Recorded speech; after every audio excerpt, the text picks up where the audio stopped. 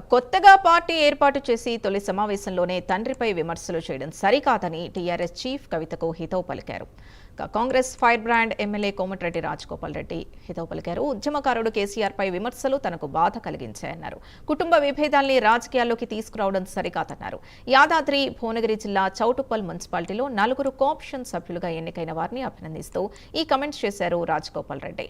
డబ్బులున్నాయని party పెట్టడం వల్ల నాయకత్వం రావడం సులభం కాదన్నారు. కవితకైనా కేటీఆర్, హరీష్ రావులకైనా కేసీఆర్ వల్లే పేరొచ్చిందన్నారు.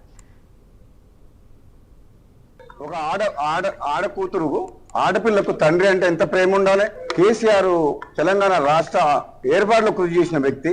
అటువంటి వ్యక్తిని త్వయాన కూతురే ఆ విధంగా మాట్లాడడం అనేది డెఫినెట్ గా ఆమె మొట్టమొదటి సమావేశంలోనే తప్పు చేసింది. దాంతో తెలంగాణ ప్రజలందరూ కూడా ఆలోచించుకుంటారు ఏమని. ఇక తండ్రిని గౌరవించుకోలేని మనిషి ప్రజలకు తల్లి ఎట్లయితుంది? ఇదైతే నేను తీవ్రంగా బాధతో చెప్తున్నా. చాలా తప్పు మాట్లాడింది కవిత. నీకు మీ అన్నతోడు కోపం ఉండొచ్చు, నీకు అధికారం కావాలనే ఆశ ఉండొచ్చు, అంతేగాని దానికోసం నువ్వు ఫైట్ చేస్తే తప్పులేదు. కానీ నువ్వు మీ సొంత కన్న తండ్రినే ఆ మాట అనడం, నీవేదో చేస్తా తెలంగాణలో అని అంటే నువ్వు ఎవరు నమ్ముతారు?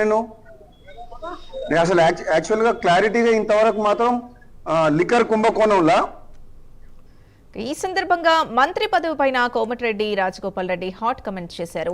రాహుల్ గాంధీ నాయకత్వంలో సీఎం రేవంత్ రెడ్డి సారథ్యంలో కాంగ్రెస్ పార్టీతో పాటు మునుగోడు నియోజకవర్గ అభివృద్ధికి పనిచేస్తానని చెప్పారు.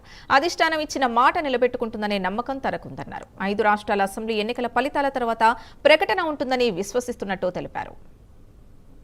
గతంలో నాకు కాంగ్రెస్ పార్టీ హామీ ఇచ్చింది కాబట్టి ఒకవేళ అవకాశం వస్తే కాంగ్రెస్ పార్టీ అధిష్టానం ఇస్తే తప్పకుండా ఈ ప్రాంత ప్రజలకు, మునుగోడు నియోజకవర్గ ప్రజలకు, తెలంగాణ రాష్ట్ర ప్రజలకు నిజాయితీగా రాహుల్ గాంధీ గారి నాయకత్వంలో, ముఖ్యమంత్రి రేవంత్ రెడ్డి గారి నాయకత్వంలో ఈ ప్రాంత అభివృద్ధికి, పార్టీ కొరకు, ప్రభుత్వం మంచి పేరు తెచ్చే విధంగా ఈ ప్రజల కోసం పనిచేస్తా.